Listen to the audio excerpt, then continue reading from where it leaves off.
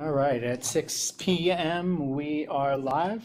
Would you like to call the meeting to order? Sure, call the meeting to order at 6 p.m. Do the flag salute. I pledge allegiance to the flag of the United States of America and to the republic for which it stands, one nation, under God, indivisible, with liberty and justice for all. Bless you. Hey there. People need to invest in sunglasses. Okay. Welcome to the Board of Ed meeting, October 27th. We have the opening statement according to the agenda. Mr. Hallenbeck, can you please call the roll? Dr. Capello? Present.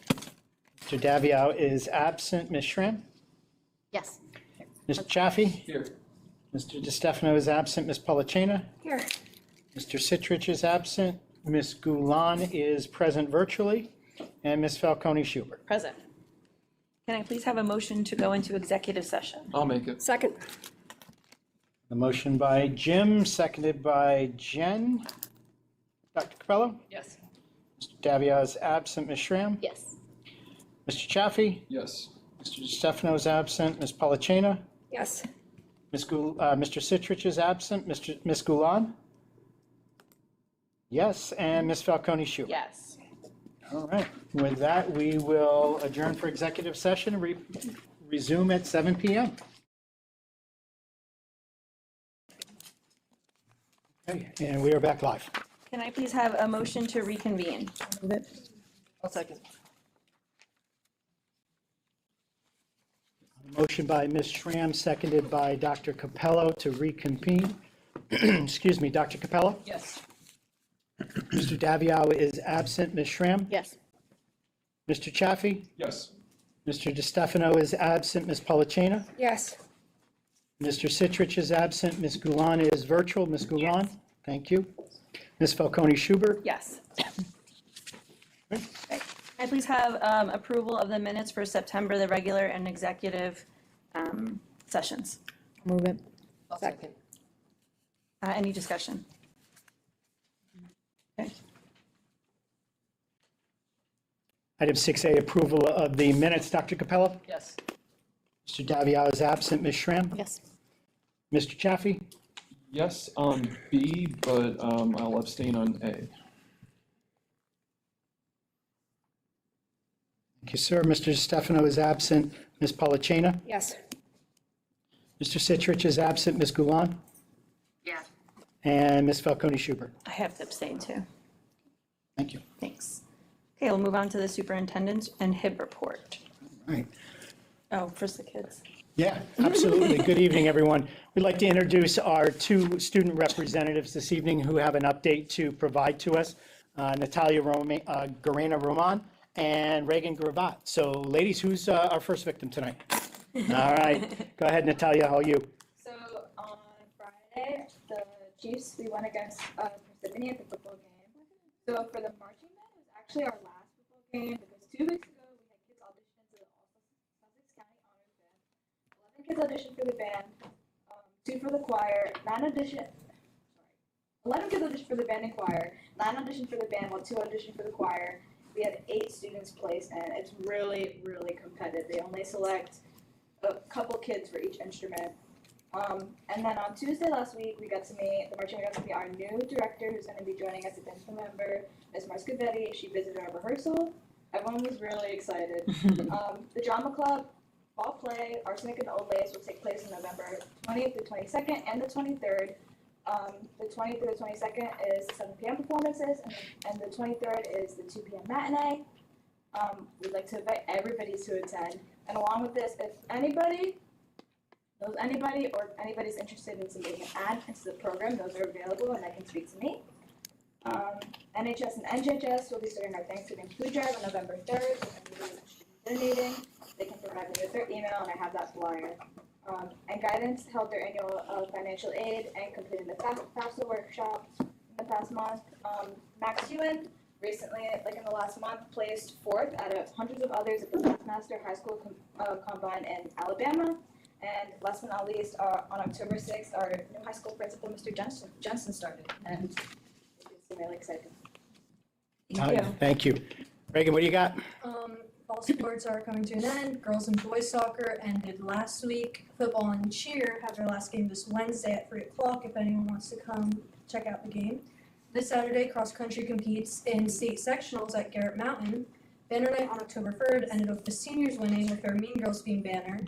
PSATs were last Wednesday for grades 8 through 11. Next week, students looking to get their permit at 16 will take their motor vehicle MVC knowledge test. This week we are celebrating Red Ribbon Week against drug and alcohol addiction. Marking period 1 ends on November 11th. Back to school night was a success. We had student volunteers from NHS and NJHS to guide parents to classes. Students from 10th and 11th grade had the chance to talk to college and university representatives at the college fair last week.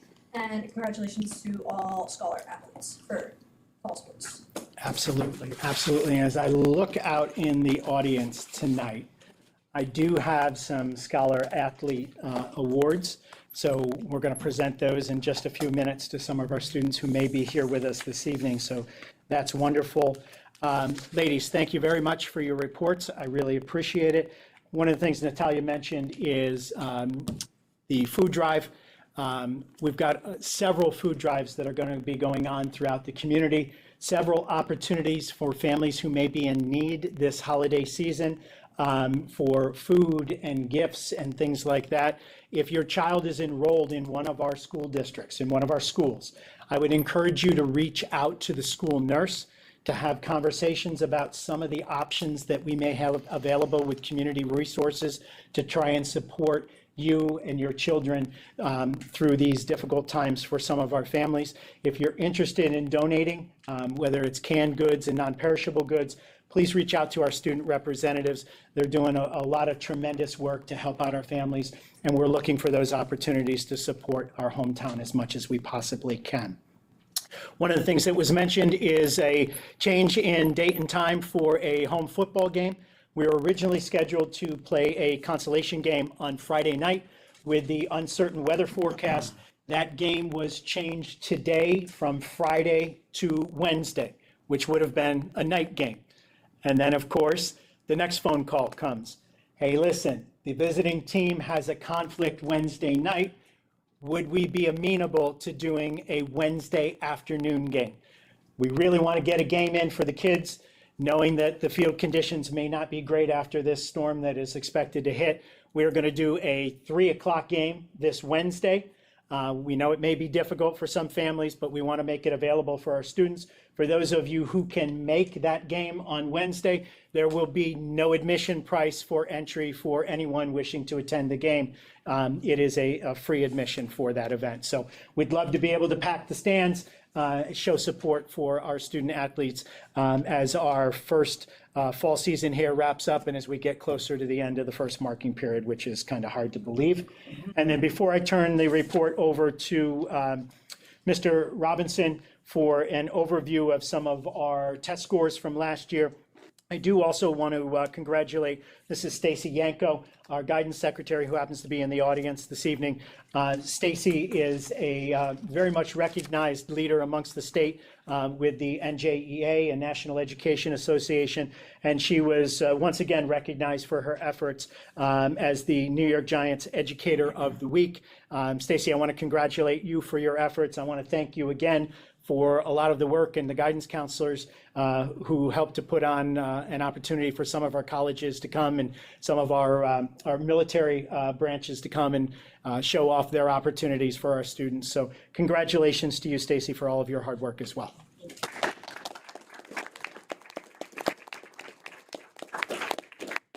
With that, I'm going to turn this part of my report over to Mr. Robinson, who has a presentation on some of our test scores. Board members, if you'd like, you're more than welcome to slide your chairs or turn your seats. As you can see, for those watching at home, I know that it's a little bit difficult to see everything that's up there. This report will be posted on our website tomorrow for those who are looking for additional information and maybe joining our meeting this evening online.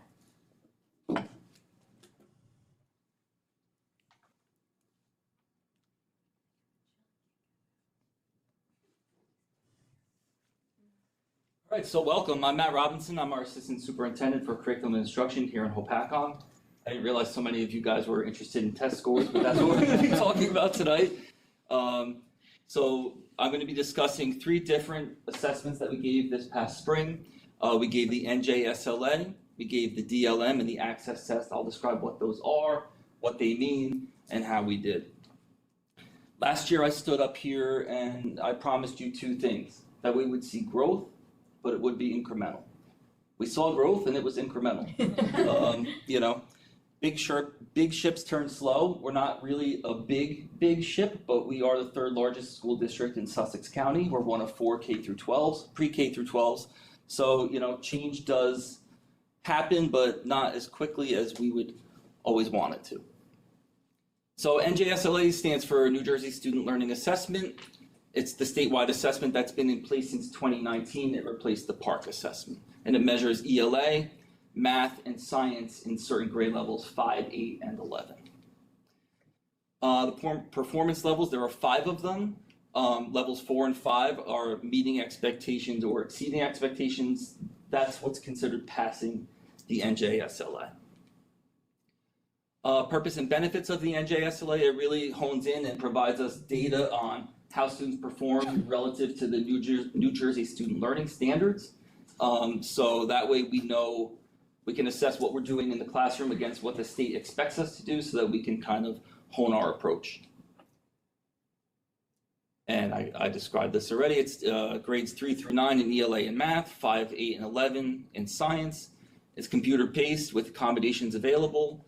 And the results were provided to families a couple of weeks ago. And we use this data for state accountability measures and school improvement planning. And the board uses this really to recognize trends and identify where we want to invest our time and money so that we can continue to grow. By law, I'm supposed to tell you how many students took the exam each year. So right here we see how many students across the board took the exam, and 33 fewer last year. And this year, just based on grade level enrollment for ELA. For math, you'll see a drop of 240 exams. That's because our high school numbers are lower because the NJ GPA math fulfills the requirement for juniors. So we didn't administer all the other assessments on top of the NJ GPA, just so we could focus on that NJ GPA, which I reported out on, I believe in August. And then for science grades 5, 8, and 11, we had a net loss or gain of 0 students, just different numbers in the cohorts, same amount of kids. So let's get into the data and let's see how we performed. So our overall achievement levels, and I focused on levels 4 and 5 because again, that's what passes the test.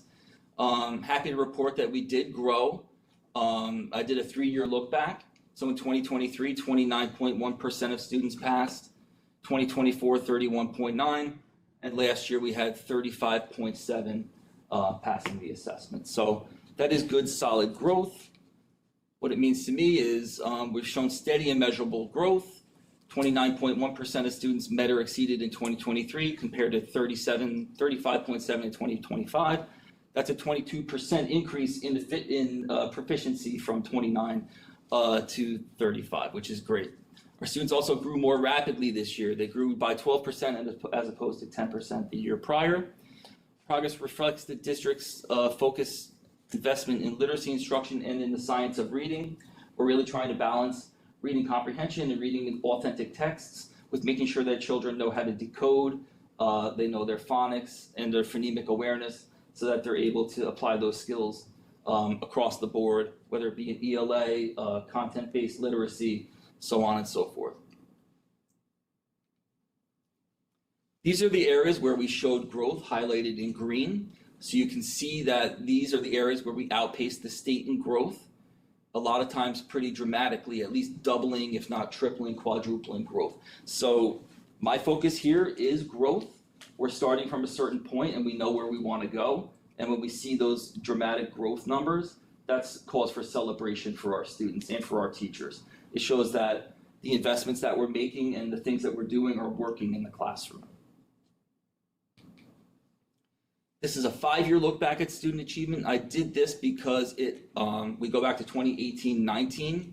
That's pre-pandemic, right? So I want to take a look at Where are we relative to pre-pandemic numbers? We talk about pandemic learning loss, so on and so forth. In a lot of cases, we're close, or if not now exceeding that level, certainly closer across the board. Our grade 8 does have some rebounding to do, and grade 9 as well. But overall, 41 to 36 across all grades, we're still 5 percentage points back of where we were pre-pandemic. This is our performance relative to the state. You can see the trend line here. This is state performance, and this is our performance. So what I notice immediately off the bat with our performance relative to the state is that we see a backslide in grades 6, 7, 8, and 9. We see declining achievement.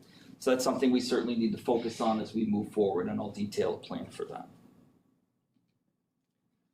I also need to get into demographics. This is our proficiency by race. We see the large demographic groups that exist in Hopatcong: Asian, Black, Hispanic, and white.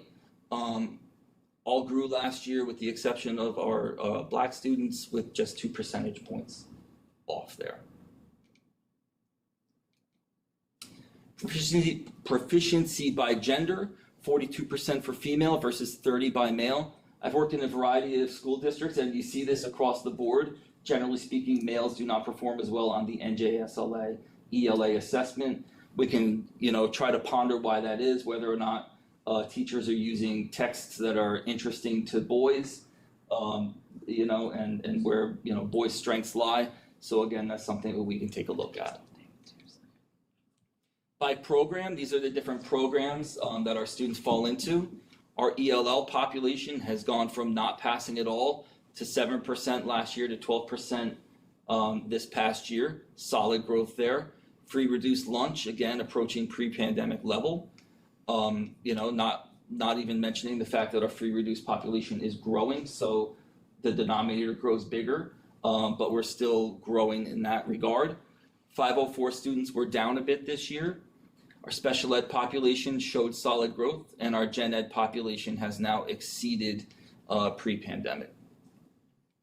Matt, just one thing I want to point out on that slide. Matt made mention of our free and reduced lunch population, and that population is growing. I've been in the district now, this is my 22nd year. When I first started in Hopatcong, our free and reduced lunch population was about 7%. This year, our number is approaching 40%. So our demographics have changed, and the needs of our students have changed.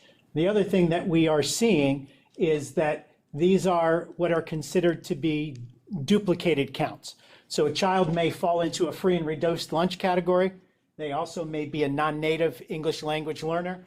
They may be special ed, or they may be general ed. So they count in multiple categories for accountability purposes. So that N number, the number of children that make up our enrollment, and that 7% was back in the early 2000s when our enrollment was almost 2,000 students in the school district. So only 140 kids.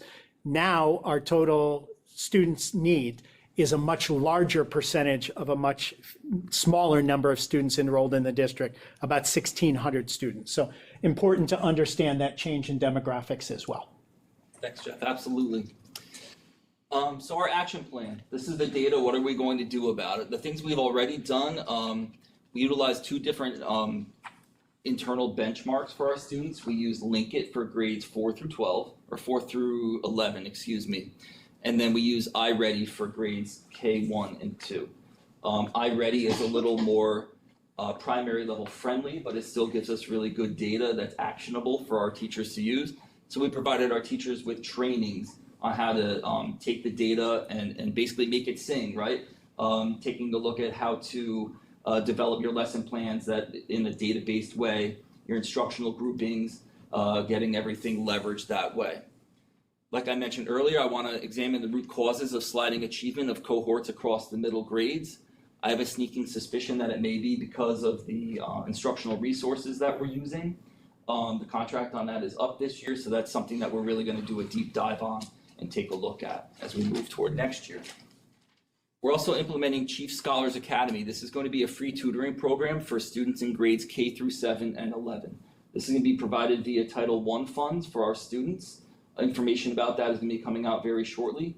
We are starting small. We're going to be starting it at Tulsa School and hopefully branching out to our other schools. But if you get a notice via email that your child is eligible, it doesn't mean that they failed anything. It just really means that we've identified some areas for that child where we could help them out. And this is a great free opportunity for your child to get tutoring with teachers that they're familiar with from the building. Matt, do you want to just mention that grade 11 is the GPA? Yes, and for grade 11, that's going to be an NJGPA Academy. So we're going to identify kids who we did give NJGPA benchmark in September in ELA and math. So we have data on that, who did well on that, who needs a little bit of work. We'll invite students in for GPA Academy as well, probably around January as we ramp up toward that time where they take the test in March. We've also implemented the RISE program in grades 4, 5, 6, 7, and 8. This is an intervention period that's built into every kid's schedule. And what it allows teachers to do is to work with students utilizing the data they have in a smaller group environment to hone in on those areas of need for students that might otherwise derail a lesson, right? So I can't teach you multiplication facts if we're working on fractions, but I can help you work on that during RISE so that you're better at working with fractions during, when we teach fractions. So it's just an extra time to give kids what they need. We're exploring new curriculum resource, like I mentioned, and we continue to utilize PLCs and department meetings to target areas for improvement across the board. And that was just ELA. Here's Matt. So again, we saw growth. We actually saw a backslide last year. We went from 23.8% of kids passing to 21.3%, and we've rebounded to 27%. Again, we do see some pockets here where there's low-hanging fruit and areas for growth that we're going to be working on. And I mentioned the dip. Our students showed growth on 6 of the 7 tests administered. Our renewed focus on math intervention, small group instruction, and conceptual understanding is making a difference for our students. And again, we're still working toward matching those pre-pandemic levels of achievement. Similar to the ELA slide, this is the math slide. This is where we showed growth as compared to the state. Again, doubling, quadrupling, so on and so forth. So when you talk about what you want to see as an assistant superintendent of curriculum and instruction, you want to see growth. So this is, again, calls for celebration. We really want to make sure that our students continue to grow, and that's my charge, is making sure teachers have what they need so they can get our students to grow. This is our 5-year look back on achievement. We see that we are, again, close to, if not exceeding, pre-pandemic performance in a lot of different areas. Our Algebra 1 middle school has skyrocketed up to 79% of our students passing, almost to the 83 before the pandemic. And the rest is, there is growth, but it's relatively static. So overall, we've got 27% as compared to 31% pre-pandemic across the board. This is how we performed versus the state. We see our trend line again. Do you notice how our trend line kind of mirrors our performance when you take a little bit of a look at it? To me, that means that we're on target. We just need to beef up the core skills here so that we can continue to show growth.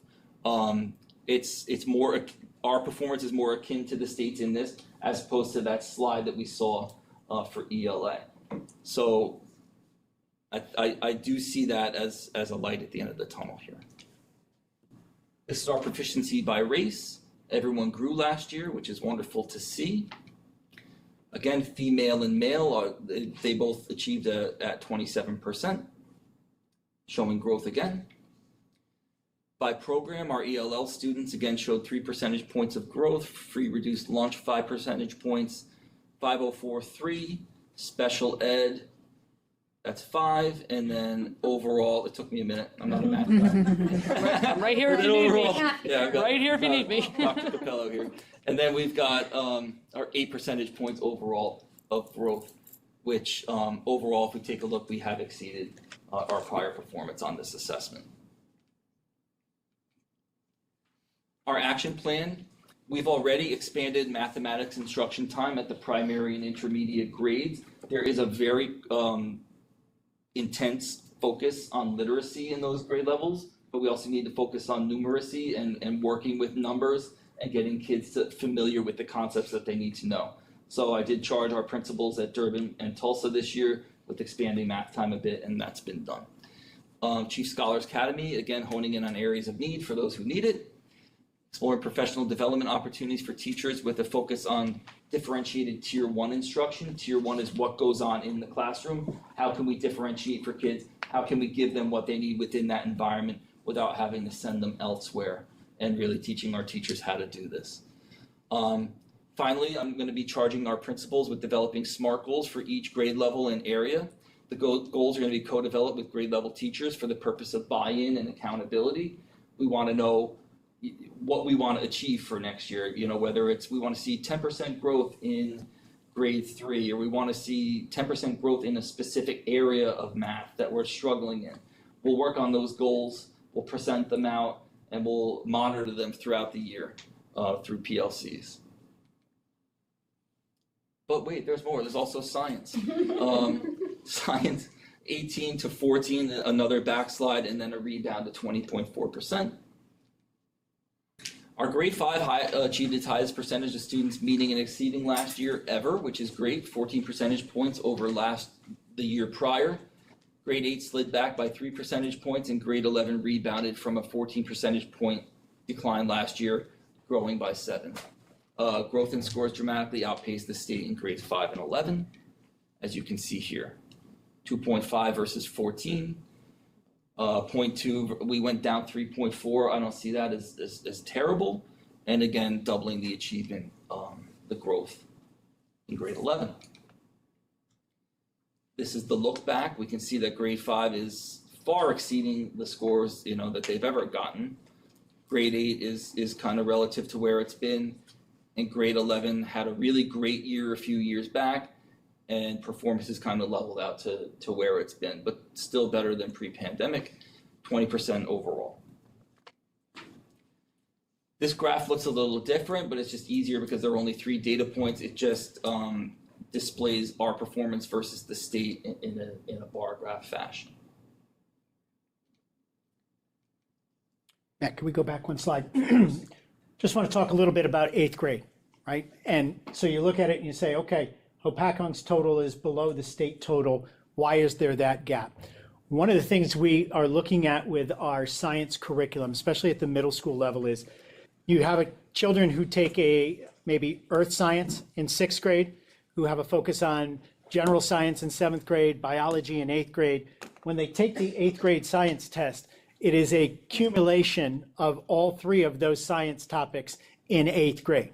Some of those topics they haven't been taught since they were in 6th or 7th grade. So one of the things that we are working on with that science curriculum is an opportunity to make it more linear in the fact that we'll teach concepts of all 3 ideas, earth and space, general science and chemistry and biology in each of those 3 years, to build more of a scaffolded idea of an approach. And to be honest with you, I'm not sure where the science test will be. We'll talk in a minute. We'll talk a little bit about changes to the state testing and federal testing guidelines. I don't know that state testing in science will be a requirement in the next year or 2, depending on where the federal government ends up on some of its testing objectives. Yeah, absolutely. So again, just our proficiency by race, the breakdown there. Growth across the board with the exception of our Hispanic students, only down by 2 percentage points.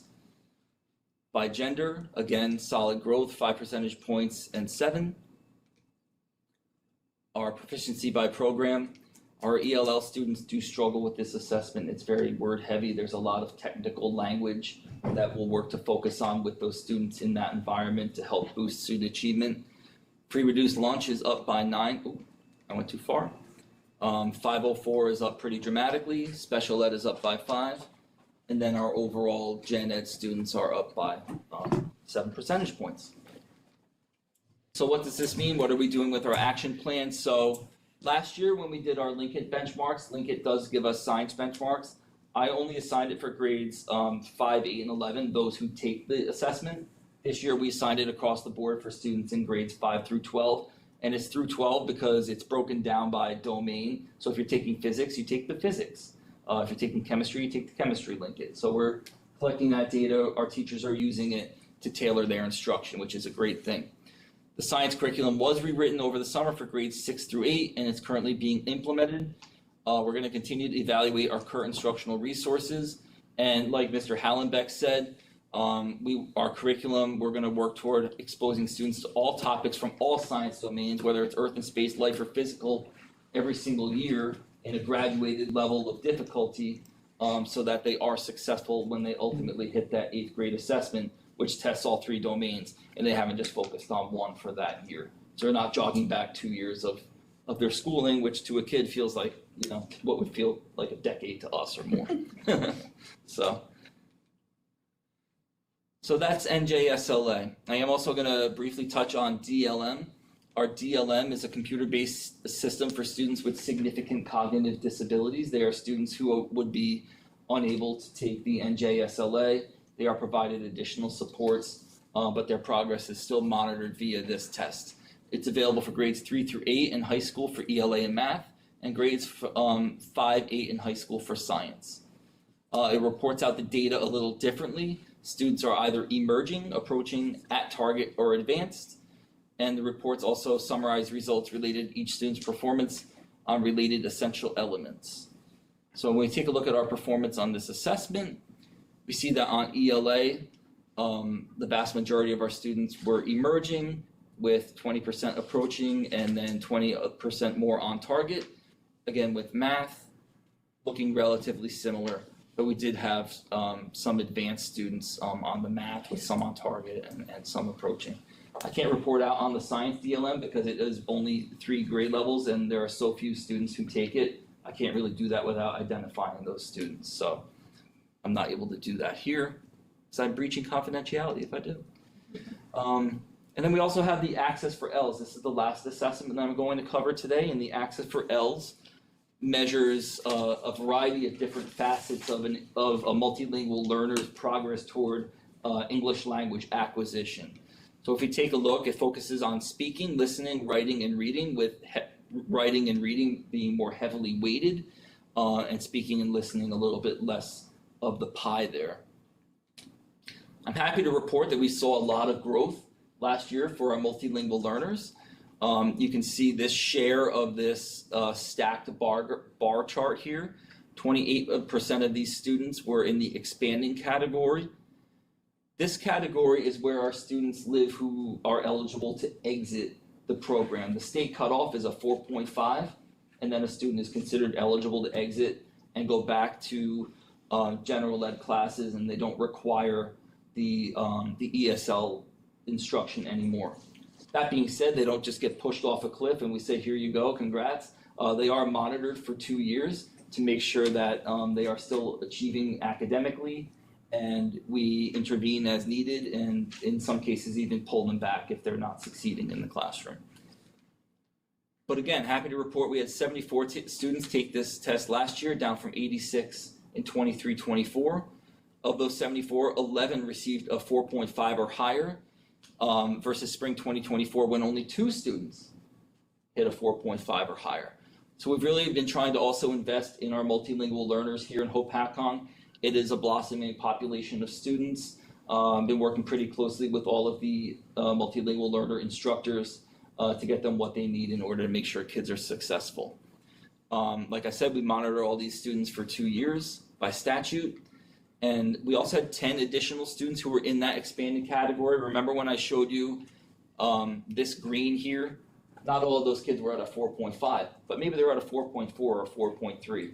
And perhaps over the summer, they showed a little growth in their English language skills. So what we're able to do is we administer something called the WIDA model in the classroom. And if students are able to achieve a 4.5 on that, they are also eligible to exit the program. And that serves 2 purposes. It gets them out of a program that they may not necessarily need anymore, and it lowers our numbers so that our teachers are more able to focus on the kids that are there that really, truly need that level of instruction. And next steps for the access test, we've already sent the scores out. And I just wanted to make mention of the fact that we continue to monitor our multilingual population. In 2018-19, we had 39 multilingual students. We peaked at 88 last year, students who took the assessment, or 2 years ago. I keep saying last year, but I'm mixing myself up. And 74 in the spring. I've also worked really, really closely with this department to make sure that we've created a lot of efficiencies in the qualification process for our students, making sure that they really truly are eligible for the program. We're interviewing families, we're giving screeners, we're reviewing all cases on a case-by-case basis, really getting to know that child before they're referred to the program so that no one is misidentified and we really truly have the kids in there that need the program. Okay. So that was a pretty comprehensive look at our data. That being said, questions. One question that I think Mr. Hallenbeck and I have is, what is this going to look like next year? There is a new assessment coming out now that is going to be called NJSLA Adaptive. It is a different look at how we assess students. It's more akin to our benchmark assessments where they adapt up and down based on how a child answered the previous question. So we're going to be looking at that and how that's going to be reported out and what my presentation will look like next year, basically. It could be very different. We are waiting and seeing what that's going to look like in the end. But in the interim, like I said, I'm proud that we showed a lot of growth here, especially in specific grade level bands where we saw that green and saw, some double-digit growth. Always a great thing to see. At this point, I'll take any questions from the board or anyone in the audience about my presentation. Matt, are we piloting that? We are doing a field test. It's starting next week at the middle school, and it'll go into the following week at the middle school and the high school levels.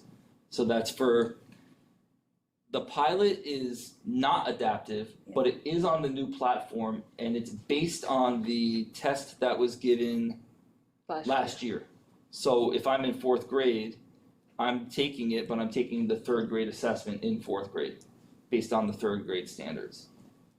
If you followed that, there are stickers and certificates at the end. Give you some scratch and sniffs. This is a, So it's just testing the question. It's just testing, I It's think really, it's just testing it's the really an platform. infrastructure trial for the state, as they roll this out to try to iron out all the kinks. to read between the lines, the state had a multi-$100 million contract with vendor A. And they decided that they wanted to save money and they were going to switch to a different vendor. And they decided very much at the last minute where they notified districts and boards of education in August that this was going to change. August 22nd. And then decided to not only say that the test was changing, but the entire format of the test was going to change and it was going to be adaptive, and provided no understanding to school districts about how do these test results going to compare to previous years? How do you compare a kid who graduated last year with a completely different test? And unfortunately, if you've been in education long enough, this seems to be a cycle. Every 5 or 6 years, the NJSLA replaced the PARC. And while you had 5 great years of PARC data, you changed to an NJSLA that's a different test, that questions are different, and you can't compare those previous years. That is the fear that I have. We've got 5 years of good data from NJSLA. We'll have an adaptive test. How are we going to compare that? So you'll hear your students come home in certain grade levels.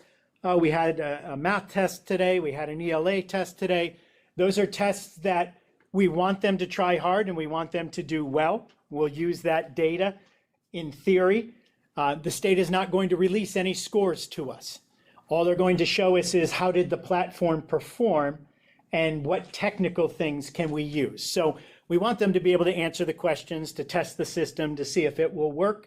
And then we'll figure out, what do the spring tests actually look like? Will they truly be adaptive? Will there be changes to the platform?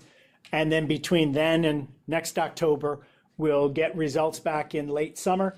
And we'll try and see how they figure out how to correlate things as we move forward. So Matt, thank you for the presentation. I appreciate it. Thank you, everyone. Appreciate it. Bring back the HESPA.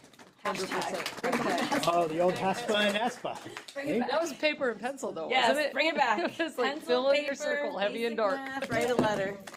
Bring it back. Scantron, in your circle. Your number 2 pencil? I was never good at bubbling in Scantrons. That's the best part. Only in math, though, only in math. Oh, let me get the, It was bad. She had some. It was bad. I had kids in my room. All right, let me, as part of my presentation this evening, let me provide both the board and the public. The board, we've talked about our HIBs in executive session, information that each month I provide to you on New Jersey's harassment, intimidation, and bullying law. And one of the things that we talk a lot about is the name associated with the law doesn't necessarily match the definition of what some of us might think of as bullying, right? So for the legal purposes of this law, it talks about behavior that is demeaning to individuals that falls into one of several identifying characteristics. It might be your gender, your sexual identity, your weight, your skin color, some identifying characteristic. It is not just being mean to someone. That's inappropriate. That's a code of conduct violation, but it doesn't meet the statutory requirements of what is a HIB. So each month, not every month, but some months we have reports that are either generated by a student, a parent, a teacher, a guardian, that they believe an issue has come up that might rise to the level of HIB. And then it's our responsibility to investigate that and then report out to both the victim, the potential aggressor, and then to this Board of Education, the disposition of those cases. So during the month of late September, the week before our September board meeting, and October up until this past week, we had a total of 6 reports of behavior that were reported as potential HIBs. Of those 6 reports, 1 was a confirmed HIB, 3 were codes of conduct violations, and 2 were neither HIB nor code of conduct, all right? And so for personal and confidential reasons, I can't relate out to you the specific students involved and the actions that were taken. One of the components of the law with regard to students who are found to have violated the HIB statute is counseling, is parent outreach, is opportunities for, depending on the grade level, peer mediation. Parents of children that are repeat HIB confirmed offenders during a course of a school year, more than 3, can face legal penalties in the state of New Jersey. And that is a recent change to the law. It used to be, it was just the student, but if your child is a habitual offender and is constantly violating HIB law under the new state law, you as a parent can face responsibility as well for your child's behavior. All right, so we'll report those out to the board, and the board will accept that report that we discussed in executive session, and we've talked a little bit about here in just a minute. As part of my report, and I'm going to stand up to do this because I think better when I stand. I want to have an opportunity to talk to some of you and certainly some at home. We had an issue at Tulsa Trail School on Friday of last week where we had an inadvertent panic alarm that was set off at the Tulsa Trail School at 8:22 in the morning. And so there are some things I can share with you, and then there are some things I cannot share with you because they are part of our confidential safety and security plans. But let me say this, as a dad, as someone who has been in this community for 22 years, I treat your children just like I treat my own children. I spend more time with your children sometimes than I do with my own. And I've made peace with that, and my kids are probably good with that. But I take their safety very seriously. And part of my career, a large part of my career, has been focused on school safety and security. So we have multiple ways that we alert law enforcement when there are issues and problems in our school. If you're not aware, we have SROs that are in our schools most school days. And I say most because I cannot guarantee you that every single day of the school year, there is an SRO in every single school. Because someone may take a personal day, someone may have to be off for training. And all of these SROs are employed by the Borough of Hopatcong. They are considered to be either a full-time licensed law enforcement officer or something called a Class 3 officer, which means they retired from law enforcement. They are, under the law, allowed to provide police powers only on school grounds. And they are employed by the municipality. They are trained. They have to face the same weapons qualifications and things like that as any other police officer on the road. There are fewer and fewer Class 3s that are out there. So it's not like there is a pool of substitutes that we can draw on. However, you are very, very fortunate as a community. The average response time from a police officer in Hopatcong to one of our schools is about 35 seconds if there isn't an officer in the school. In the case of Tulsa Trail, an officer at the high school, or an officer SRO at the middle school. Or in the case of the event that happened Friday, detectives and lieutenants on the road, plus uniformed officers on the road, arriving at the school in less than a minute, all right? We don't have state police coverage, which is a wonderful thing. You have a number of school districts across the northern part of New Jersey who do not have a local police response. They depend on state police to be able to respond to issues in their schools. They don't have SRO. They don't have private security. They don't have armed security. In some farther regions of our county, a response time is 8 to 10 minutes for state to police, depending on where the officers are on patrol, depending on where an incident happens. So the incident on Friday was originally thought to be part of one of our automated alerting systems. And there are a couple components to that. One is a panic button. And we thought that there was a malfunction with a panic button. It was actually a little deeper than that. It was a technical issue with a hardware and software product, all right? 3 years ago, we were investigating ways to take steps out of our alert process. So think of it this way, and I'm going to speak in very generalities so I don't give away all of the secret sauce, right? In a school setting, we have to have a way to notify people in the building that there's an emergency. We have to have a way to notify people outside of the building not to come into the building. We have to notify law enforcement, and we have to notify our internal assets to be able to make sure we can protect the things that we need to. In a school setting, that requires lights being turned on outside of the building, red strobe lights that flash in an emergency that say don't come in the building. Someone has to make a PA announcement through the school to notify everyone that there's a lockdown. Someone has to call 911 to allow a lockdown to be initiated and the police to be able to respond. Years before that, in a lot of our schools, the only way you can lock a classroom door is to go out into the hallway, put your key in the lock the door, and then step in and close the door. As part of our annual safety review and monthly reviews, years ago, we changed that to have our classroom doors locked all of the time. They may be propped, but all you're going to do is pull it, and it's closed, and it's locked during the day. In order to try and streamline the process and take out somebody flipping a switch, somebody calling 911, somebody making a PA announcement, we tied in a number of devices.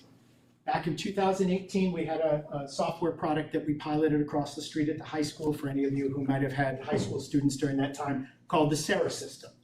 It was $18,000 a year just for that building to put that alert system in on a pilot basis, a recurring $18,000 a year.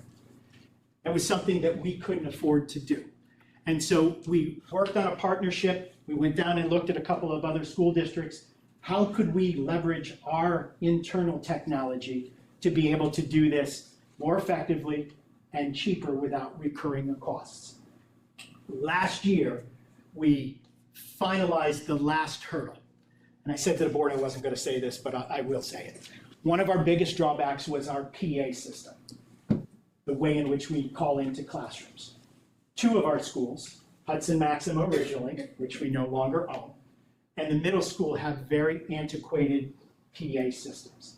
So much so that the only way we could get replacement parts for those PA systems was through companies that had finally stopped using these PA systems. One of the last entities that used these PA systems was the New Jersey State Prison System. They were 40-year-old PA systems. Couldn't get spare parts. When the state prison system updated their PA system, we had spare parts to use. That was great, but we couldn't adapt a 40-year-old system to automate to make emergency announcements on its own. Last year, we replaced our phone system, and we upgraded to a new system that had zero ongoing cost to us for service and software support. We saved $40,000 by moving our phone system over to an internally controlled phone system.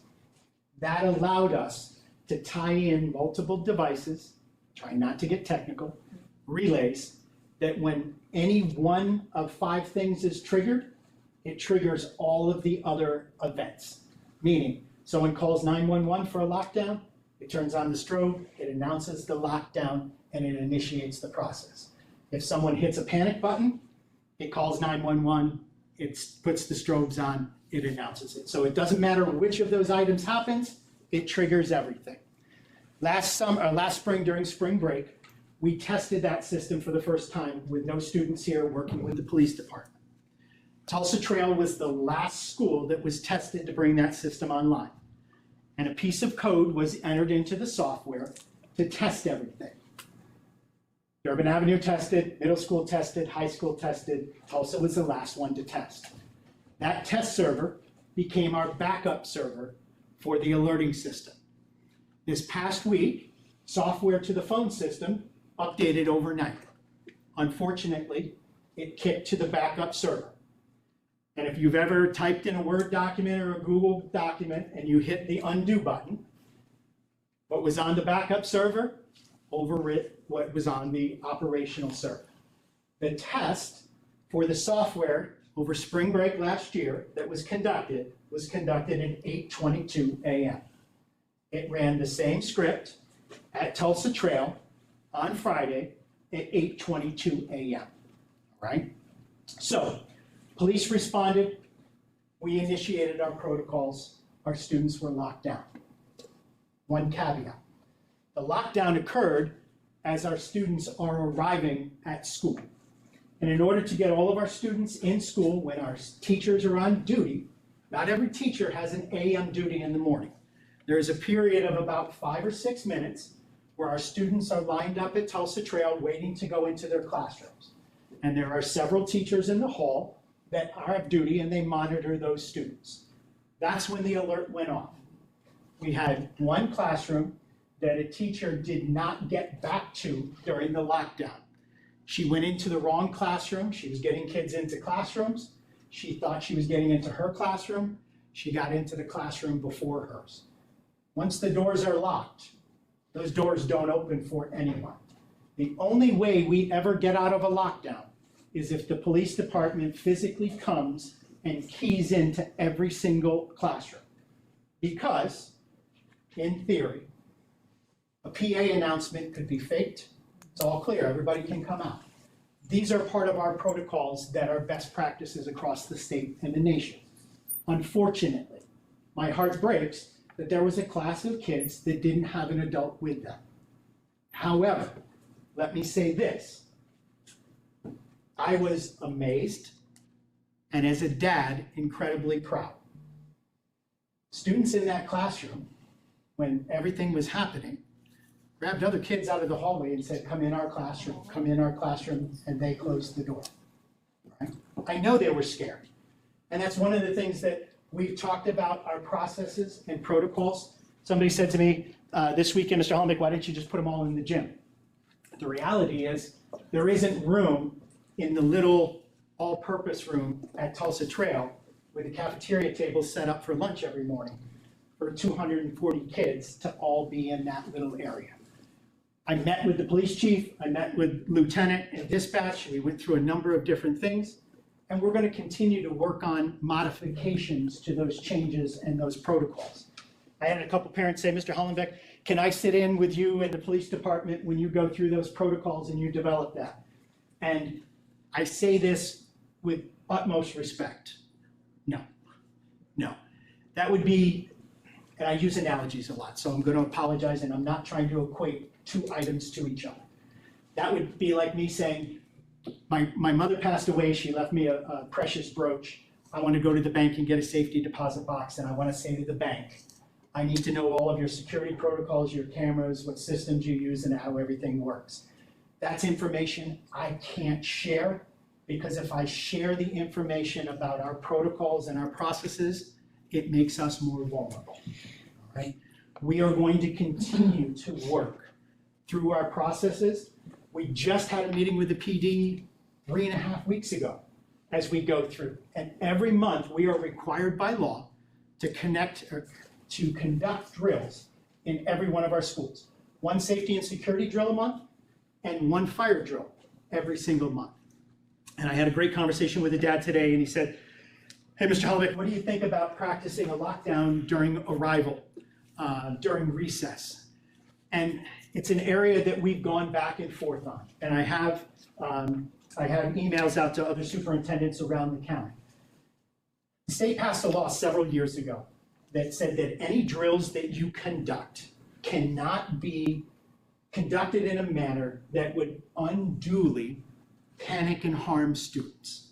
And so the issue with young kids, kindergarten, first, second, third, is do we conduct a drill like that out of the blue at arrival time, unfortunately, like happened Friday, but plan to do it? Is that the best approach? And it's a conversation that we're going to continue to have, and we'll continue to talk about what are the best ways. The other one is lunch periods, right? And where and how do you address those things? We did it years ago at the high school. I had conversations with the other 3 high school districts in the county, and every one of them has said, you know what? We've done one, but we try and stay away from drills during lunchtime. I would love to say to you that every scenario, right, is covered in every instance. I know this. I know you have a tremendous police department. Yeah. I know you have a state Department of Ed that has an entire office devoted to school safety and security that comes out and does announced and unannounced drills and provides guidance. We have an 84-point plan that has to be developed and approved every single year for safety and security. I live in a state, I live next door in Pennsylvania, that rarely conducts safety and security drills in their schools. And there are some states that conduct 0 school drills, all right? What I will say to you is this. I spend a lot of time task force with the FBI. If you have ever read any of the Secret Service reports on school safety and security, I can say this to you. Of every single incident of violence that has happened in a school setting over the last 25 years, children that are behind locked doors, not barricaded doors, locked doors, are the safest, all right? Someone asked me, hey, do you jam things under your door or do you pile desks in front of your doors? The only way we allow our students out of the rooms is if a police officer keys in. If you ask somebody to pull a barricade out of the way or take a blocking device out of the way, they're not going to do it because they don't know that it's a police officer on the other end. So we'll continue to work through those processes. The one thing I'll say to folks is I try to be as transparent as I can, as a dad first, superintendent second. If you have a question, if you're concerned about something, I know some of you, I've known some of you for many, many years. I can promise you this, I will call you back, I will give you an answer. I can't promise that you're gonna like my answer all of the time, but I will give you an honest answer, and I am open to feedback, and I will certainly listen to that, all right? So in a couple of minutes, we're gonna accept my superintendent's report. We'll get an opportunity to hear from our PTOs. We'll open it up to public comment. And if there's anybody that didn't get a chance to sign in that has a question or concern, it's your opportunity to be able to share that grant, okay? So thank you. Thank you to those of you at home as well.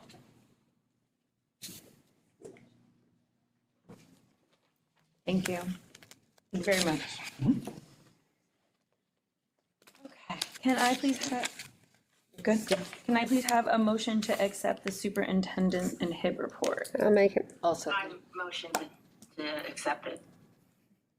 All right, I got Jen on the motion, and I'll get Jana on the second. Okay. Any discussion? Sorry. No, you're good. Okay, we're good. All right. Dr. Capello. yes. Mr. Davio is absent. Ms. Schramm? Yes. Mr. Shafi? Yes. Mr. DeStefano is absent. Ms. Polachina? Yes. Mr. Citrich is absent. Ms. Goulan? Yes. And Ms. Falcone Schubert. Yes. Okay, next we're going to move on to acknowledgements and correspondence. And if any of our students of the month or scholar athletes are here, please stand and we will recognize you and get a nice picture for mom and dad.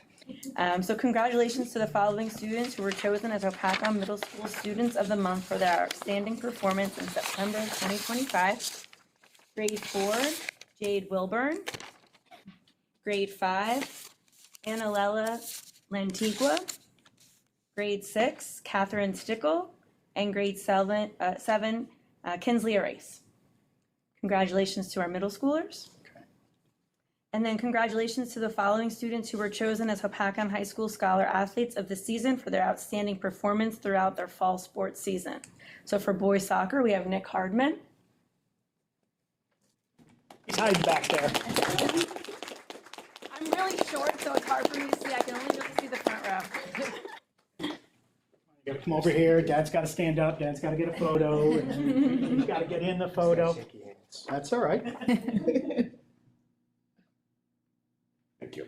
You guys want to get the photo in? That's okay. For girls soccer, we have our goalkeeper, Reagan Gravatt.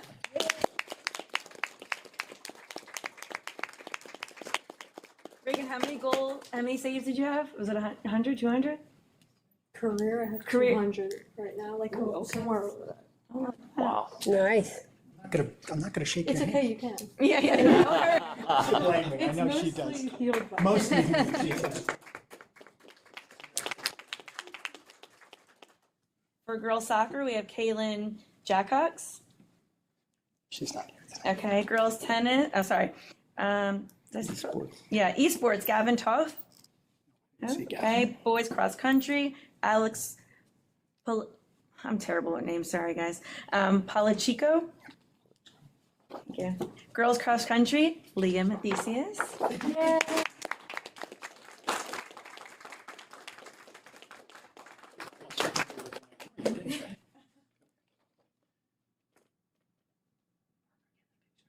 You guys want a photo with her? We're getting the picture. Come on, get up here with your sister. Oh, I see. I see you trying to put this in.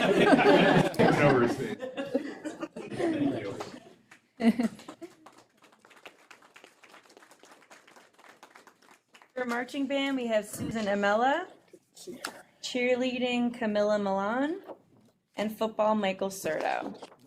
Congratulations, everybody. Congratulations to all of those students. Now, we are going to take a 30-second pause for our families who had an opportunity to come out to be recognized tonight. You are free to leave if you would like so. You won't offend us in the least. We're going to continue on with our business here in just a minute. Dinner time, right? That's it. Little late. Thank you so much and Thanks, guys. congratulations. Okay, next we're going to move on to the parent-teacher organization representatives. Is there anyone in the audience here that would like to give us an update? Yes, Miss Happy Vicky. birthday. Thank you. Oh, nice. Yesterday. Yes. So I'm just gonna expand a little bit on what Natalia spoke to earlier. I know I said last month that we were really looking forward to having the students audition. We did have 11 students audition, 2 for choir. We had one of them just missed by 1 spot. It was highly competitive. Over 60 students auditioned for that, for sopranos, and they only took 20. So one of our students was number 21. Unfortunately, she didn't make it, but we're still really proud of her for auditioning. So we had 8 students that were accepted into the Sussex County All Honors Band. We had senior William Bender and freshman Haley Rodriguez on flute. We also had this girl right here audition on both flute and piccolo, and she placed first in both instruments. Ooh. Senior Natalie Labov and junior Emily O'Hearn on clarinet. Natalie placed second in the county. We're super proud of her. Senior Ashlyn Lovin on bass clarinet. She also placed first in the county. And senior Dominic Amella on the trumpet, and he placed fourth in the county. There's another student that placed, but she doesn't want to have her name shared. So I haven't shared here. Great job. Thank you. I could just say that the PTSO provided bagels for the staff after the back to school night. It was later than we normally do it, but back to school night was a little bit later so we can meet, the parents can meet Mr. Jensen, the new principal. So we did that. And we're just gearing up for tricky tray season. So word of that. Is there anybody else? Okay, next we'll move on to public comment. So I have 3 people who signed in. The first on our list is Allison. Limatola. Thank you, Limatola. Hi, guys. So I'm one of the parents from the classroom that had no teacher on site during the lockdown. Couple different things. I wanted to see if you guys could shed some light on what the procedure is, because I'm really not aware. It's troubling that there was no teacher there. Unfortunately, I have heard now 2 different stories. I had spoken to Principal Byrne this morning. He told me that there was a misunderstanding, that Mrs. Duthaler was helping children into one room and aide was helping our kids into their room. Mrs. Duthaler thought that the aide had the kids, and then the aide said, I'm just quoting, that she thought Mrs. Duthaler had gone back into the room. These are not the same stories. It doesn't quite make sense because I've seen the classroom and there's no way to really look in and think that you saw the teacher. So I'm hoping maybe there's some kind of conversation we could have that really breaks it down in the case that this was an actual emergency and the kids were left alone, what would have happened. We're lucky the kids acted how they were supposed to, but on the chance it was a real emergency, how should things have been handled? Should somebody have said, hey, I've got this room, these are my kids, I've got them, or you're over there, so I'll take over for you.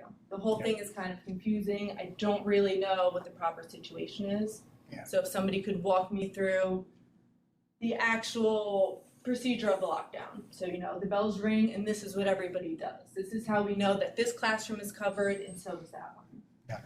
So the best I can say to you is this, and it may not be the answer your heart wants, right? And it depends on every individual situation. The ideal situation is that, 1, a lockdown never happens. But 2, if it happens, you're in your classroom, you're with your kids. If it happens during the course of a school day and you're walking your kids from room 14 to the art room, you're jumping into an open classroom, the nearest available classroom, and you're securing that door and your kids are locked in with you. If you are a student who goes to the bathroom and a lockdown happens in any of our schools while you're out at the bathroom, and you're, depending on where the bathroom is, you're going to end up staying in the bathroom behind that door in a toilet stall. You're not going to be able to make it back to a classroom and get in a classroom with an individual teacher. Do the kids know this? It is something that we talk about. It is something that you practice it, because ultimately half of our lockdown drills are planned. The other half are unplanned, more unplanned at the high school and middle school level, a little more planned at the elementary levels, especially at the beginning of the year, to prepare kids for that process and to get that kind of muscle memory.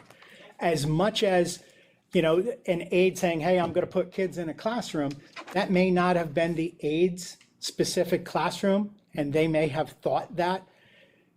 Have you ever heard of, and again, sometimes my analogies are not the best, right? When a heightened situation happens, you think you're following through with all of your steps and practices. And as much as you've worked in that building for 20 years and you're in room 14, when that happens and you're coming down the hall and you're throwing some kids in other classrooms, you're not looking at the room number. You're thinking, all right, I've come down the hallway, I'm jumping into my room, and it isn't mine. There's no practical way for every teacher to be able to communicate with each other in that moment to say, I'm not with my class, who's with my class? All of those things happen in a split second, from when a lockdown is initiated to when that door is closed. So it's difficult, but every situation is going to be a little bit unique. And there are situations over, my 16 years we've been doing lockdown and safety drills where kids are in a custodial closet, kids are in a bathroom when a lockdown happens and the police come in and they get them out of the bathroom. Those things are unfortunately going to happen. The entire classroom not being accounted for, and that timing is one of the difficult parts of it. Okay, could you tell me, what is their job to do when the lockdown happens? Are they not entirely responsible, even if they're down the hall, to make sure my classroom is here, all 30 of my kids are here, that's where I have to be? I'm just curious, Yeah. Are they supposed to dive into the nearest room? So they're going Who's to, responsible for the kids? yeah. So again, it's going to depend on the situation and where they are. If my kids are moving from art to music and I'm on my prep period, right, and they're moving in the hallway, I'm not going to be with my kids. I might be making photocopies because it's my prep period. I'm not on duty. So it's the timing of the AM arrival where not every teacher is on duty. There's a handful of teachers that are in the hallway supervising, and that's where this drill happened. That's where this alarm happened. I'm curious, so when the kids are waiting in the hallway in the morning to go into their classrooms, you mentioned there are several different aides walking through. There are several adults on duty. Some may be teachers, some may be aides, some may be people just passing through the hallway. How many classrooms are lined up per those several aides? I'm wondering, do each of those... I can't give you the specific numbers, and I wouldn't Nobody want is to. responsible for set classroom, it's kind of just going up and down. They're not making sure walking from everybody's one in end line. of the school to another. They have basically a quarter of the hallways where there are I'm classrooms. just trying to wrap my head around, something happens and nobody knows who's responsible for group A. Mhm. How does that really work in this situation? How do we send our kids to school knowing that, hey, nobody really knows who's responsible? She thinks I have them under control, but she also thinks that I do. Right. How do In I the- send my kid to school every day like this? In this situation, number one is that the kids are in and behind a locked door, and then we have to go from there. As I said to you, I don't want to, it's not that I don't want to, I can't go through all of the specifics with you and tell you every single scenario, what's going to happen. What I can tell you is the kids acted according to their training. We'll continue to go back and look at our protocols and try and make some additional tweaks and some changes to that. But there are areas where, again, students in the hallway passing, students at arrival time. What happens, students who are getting off a bus outside of a bus? Where do those students have to go if a lockdown is initiated? Where do the buses go? All of those things are part of our plan, but it also depends on where the threat is and where the action comes from. If the threat is outside of the school, you're going to try and move in a direction that's away from the threat. It could be back onto the bus. It could be to get into the school building. It could be to flee up the hill, up Lackawanna Avenue, and down the street away from the school. Every one of those scenarios is different. And as part of our training, we talk about the what ifs of school safety.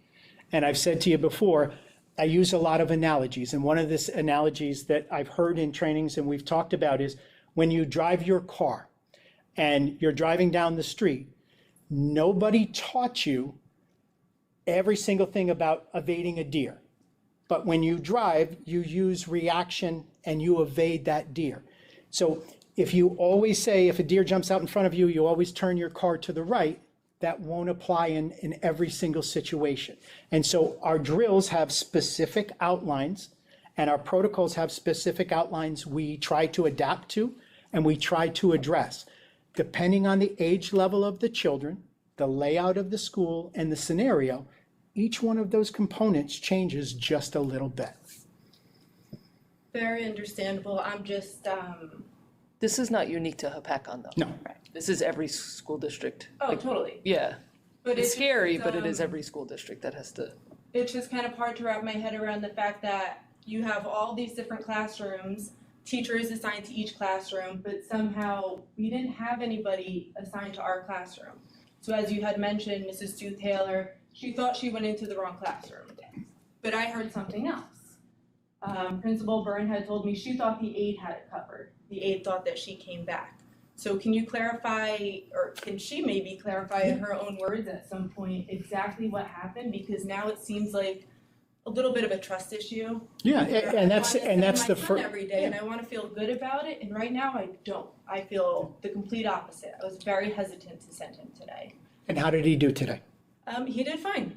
He's very brave. He's not too affected by these things. Fortunately, they don't really know the real reason for the lockdowns. They don't know why these things started in the first place. So he thinks that it's if somebody bad tried to come into the school. He has no idea about all the other bad things that come along with that. But when the lockdown happens, could you walk me through the kids? They know exactly where to go, and the teachers. So What happens here? Yeah, I can't walk you through every single one of those steps. I don't need like exact details, but I'm curious to know how this works. Yeah, if you'd like to, I'm more than willing to sit down with you and I'll meet with Great. you and absolutely I'll talk with you. And then when the kids aren't in session, I can even walk you through a classroom and we can talk a little bit about it that way too. That would be great. the other thing I want to say too is, I don't know how old you are, I'm not asking your age, but when I was in school, we didn't practice these things. And now I'm a teacher, right? And we do these twice a month for different things. Yeah. The kids know what to do, so much so that they did exactly what they were supposed to do when there was an adult in the room. So that makes me feel good that we've trained them, right? Also, as a mom, it kills me that they were by themselves. So I think it's good that we go home and we talk to our kids about these things. I know Natalia did because her son was in the school and he even said, like, I pulled kids into the classroom, like they know what to do. Things like this happen when in passing periods, kids are just supposed to go to wherever the closest room is to hide, and staff is supposed to do that too. You need to get into a safe room. If we're looking out for ourselves. We're not looking out for ourselves, we're looking out for the entirety of the school. So you go into a room where kids are, if you're walking past that Oh, room. I'm sorry, it sounded like it was, there's danger happening and we need to get to safety. That's what it kind of sounded like. That is what it is. Everyone needs to get to safety, so we train them to do that. So it sounds like the kids did exactly what they needed to do, but unfortunately, some of our teachers or helpers did not because the kids were left unattended. I wouldn't classify it as that. I I mean, wouldn't. that's kind of what it comes off as, with all due respect. No, and that's okay. There I was think miscommunication I there. think one of the most difficult things about this is that we're even having to have this conversation about our kids being safe in school to begin with. And I think that's the even more unfortunate component of it, that we have to practice and drill for someone who wants to try and come into a school and cause harm to adults and kids in a school setting. And that's the even more difficult part, that, that's why we have to have these protocols and that's why we train. And not every single drill and not every single practice is going to be perfect. And so we're going to continue to work on it. I'm more than willing to meet with you and talk with you a little bit about it and try and give you a little bit of a better understanding and try and help to make sure I understand your concerns and share with you what I can. But again, knowing that I might not be able to give you everything you'd like. Just one last question, I swear I'll stop talking. No, you're okay. I had seen in your email a little while ago that you had mentioned, maybe like the second paragraph, that a few different things were being put into the safety measures. Could you? I cannot share any of those because they are things that we are discussing and we're working out each of those details. A lot of those things are internal controls and they would be, as we might say, part of that secret sauce that we wouldn't be able to communicate out, but we're trying to work through a couple of different scenarios of the what ifs. Hey, this isn't something that's come up before. It's come up here, they've handled it this way, but our facility is different than this school district. It has a different building layout, it has twice the number of staff. how can we accomplish the same objective within what we have and the layout that we have to make it work. So we're doing a lot of work. We did a lot of work over the weekend. We'll continue to look at some of those things. I put that in there specifically because I wanted to be transparent and say, this wasn't an issue that happened on Friday and it's over and done with. This is something that we're working on and we're focusing on. And when we can make some public updates, we will do that. And then other components of that will be part of those confidential plans that we can't share everything about. So sorry, one last question.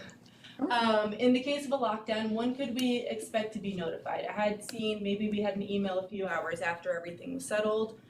Could we expect to be notified whenever it's over? Your response is going to be this, right? And this is the toughest thing about being a parent that absolutely stinks.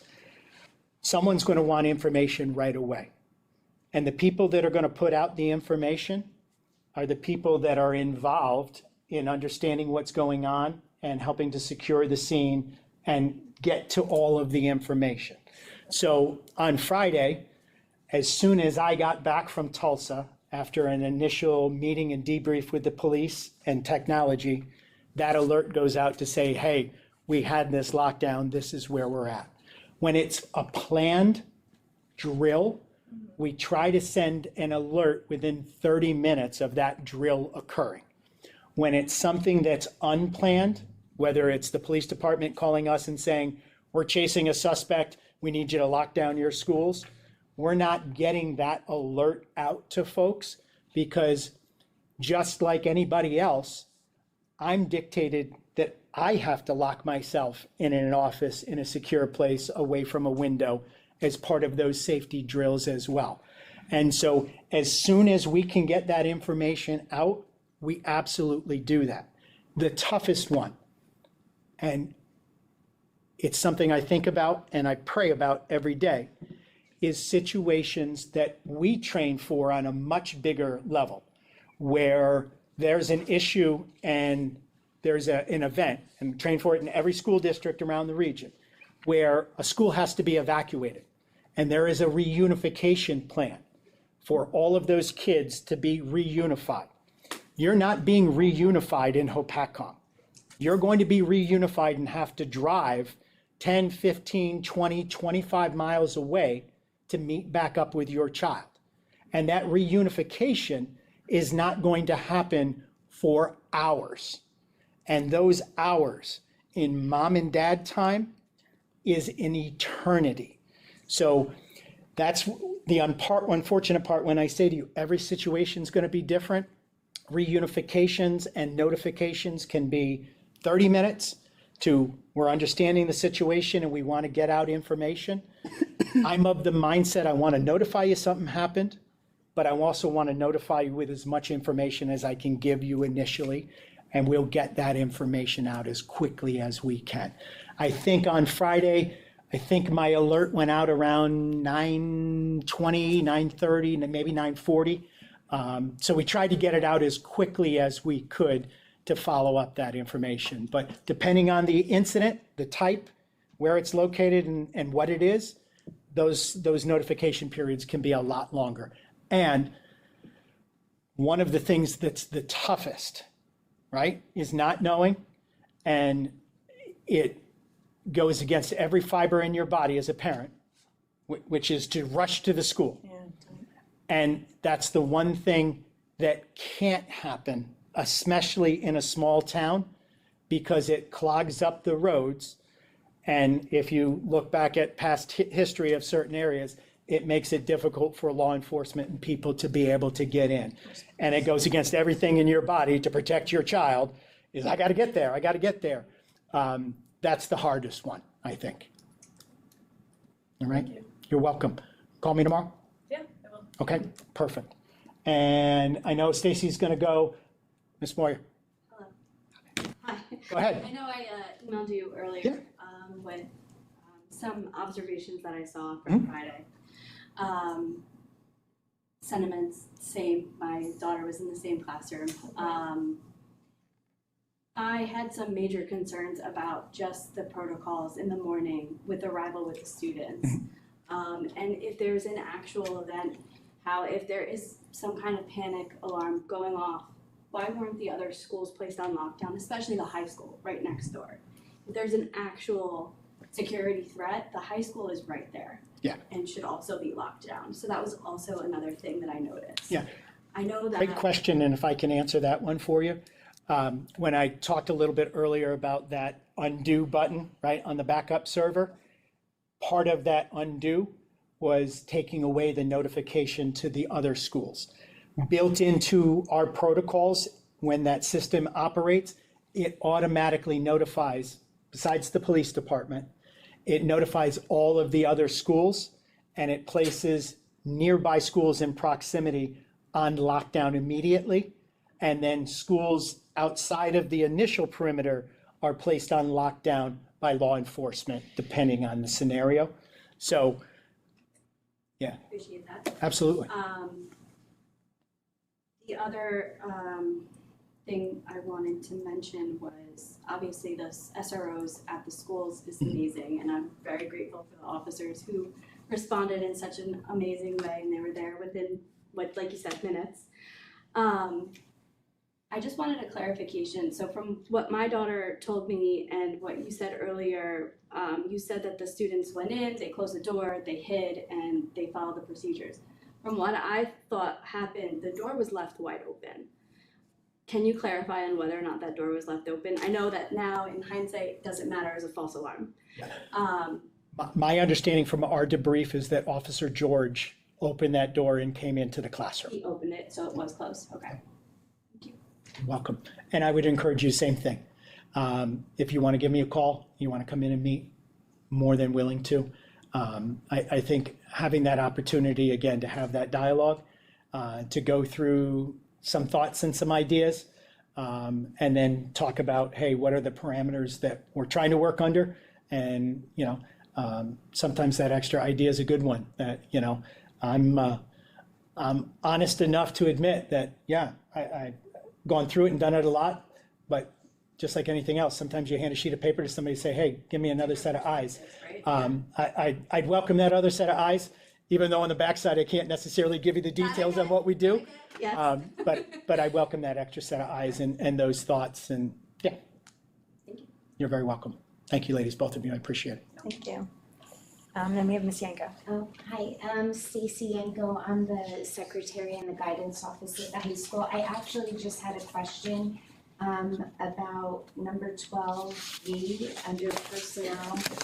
And I wanted to know if the school and child study team secretaries could be considered for the high school after-school student assistance as well. I know it says certificated staff, and so that was really just. Yeah, so just for clarification, that student assistance is providing coverage for students who might have a paraprofessional with them during the course of a school day based on specific IEP needs that might be attending a night or after-school event and need additional support. So that would be available, and that's one of the reasons why we phrased it that way, so that we don't have to, every single board meeting, approve an individual.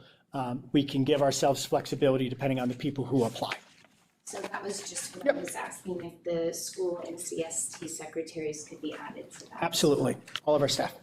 Yeah, tonight, that's all I'm gonna ask. Thank you. And I wanna thank you for the acknowledgement. I don't know if you, I didn't hear you say it, but along with that is a $1,000 donation. Yep. Which I hope to work with Mr. Hallenbeck and Mr. Jensen to use with the guidance and counseling office for the students. Oh, nice. Wonderful and well-deserved. Thank you, you. Stacy. Absolutely. Okay, that will close our public comment. And ladies, you are more than welcome to stay, but you're also more than welcome to go home too. No problem. Can I please have? Good night, guys. Thank you. Good night, Thank thank you. you. Can I please have a motion to move 11 finance? I'll move it. Second. So 11A through H. Motion by Mr. Chaffee, seconded by Ms. Polachina. Is there any discussion? Hearing none? Dr. Capello. Yes. Mr. Daviau is absent. Ms. Schramm? Yes. Mr. Chaffee? Yes. Mr. DeStefano is absent. Ms. Polachina? Yes. Mr. Citrich is absent. Ms. Gulon? Yes. And Ms. Falcone Schubert? Yes. Thank you. Can I please have a motion to move 12A through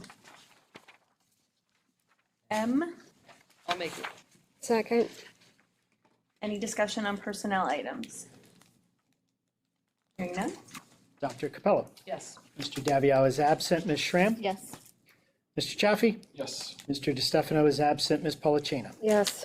Mr. Citrich is absent. Ms. Gulon? Yes. And Ms. Falcone Schubert? Yes. Can I please have a motion to move item 13? I'll make it. I'll second.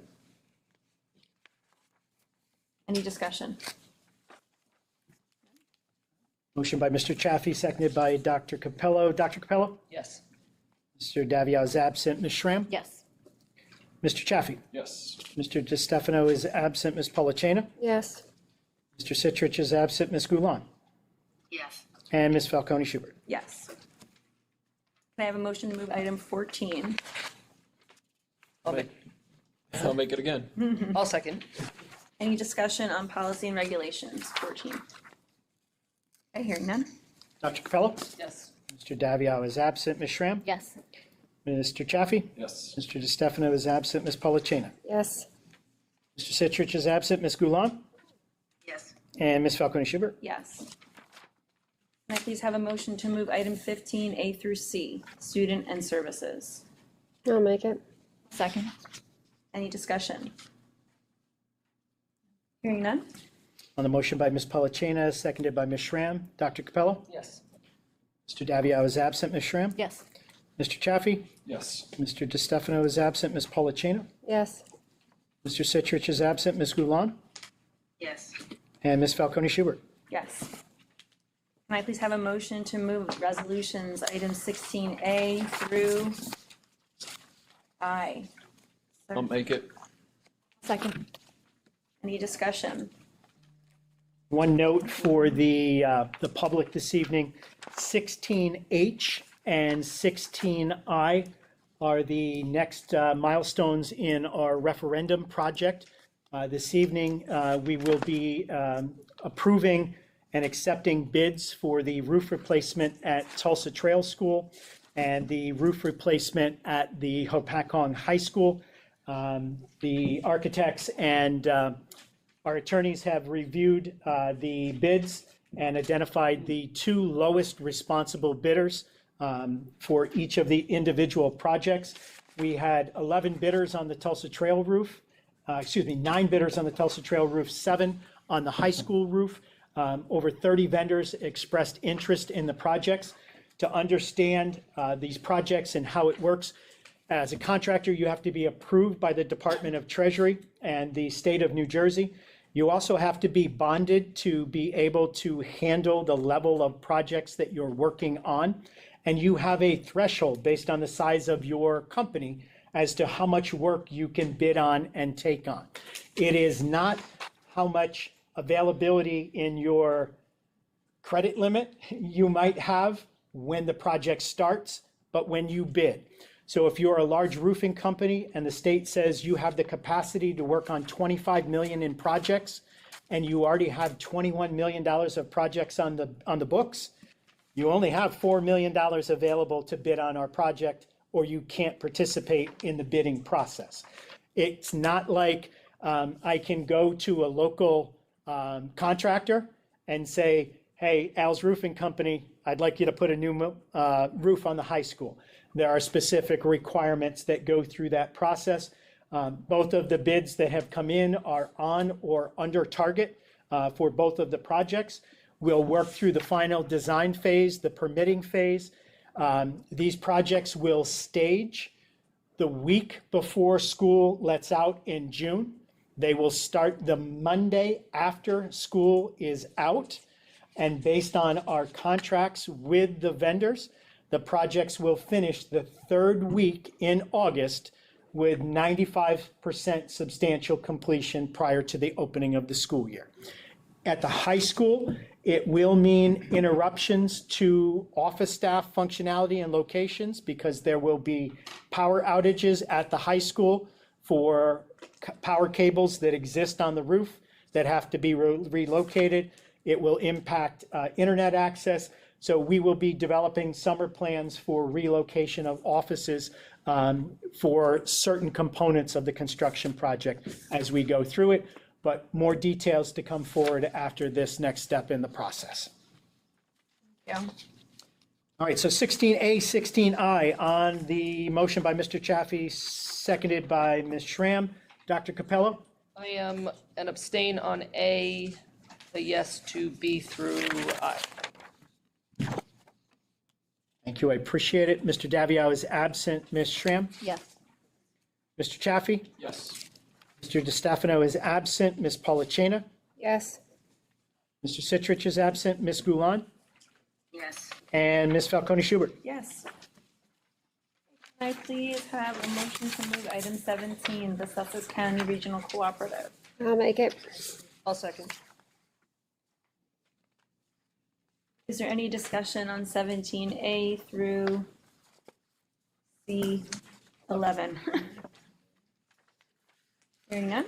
On the motion by Ms. Polachina, seconded by Dr. Capello. Dr. Capello? Yes. Mr. Daffio is absent. Ms. Schramm? Yes. Mr. Chaffee? Yes. Mr. DeStefano is absent. Ms. Polachina? Yes. Mr. Citrich is absent. Ms. Gulon? Yes. And Ms. Falcone Schubert? Yes. Okay, our last item on the agenda is board member comments. Is there anyone who would like to make a comment? Yeah, I think it was a good meeting. We had a lot of good information shared with us between the testing scores and our security plan. Just want to thank you all for that information and for all of you coming out and giving us feedback. Like Mr. Hallenbach said, you know, we're here for the kids and we want to make sure that, you know, we're doing right and best by them. And we appreciate all of your feedback and reach out to him. He is like a jack of all trades and knows all the things. It's really amazing. So thank you so much for coming. And on that, can I please have a motion to adjourn? I'll make it. Second. All in favor? Aye. Aye. Okay, we are adjourned. Thank you. Thank you. Have a good evening. This is yours, I think, right?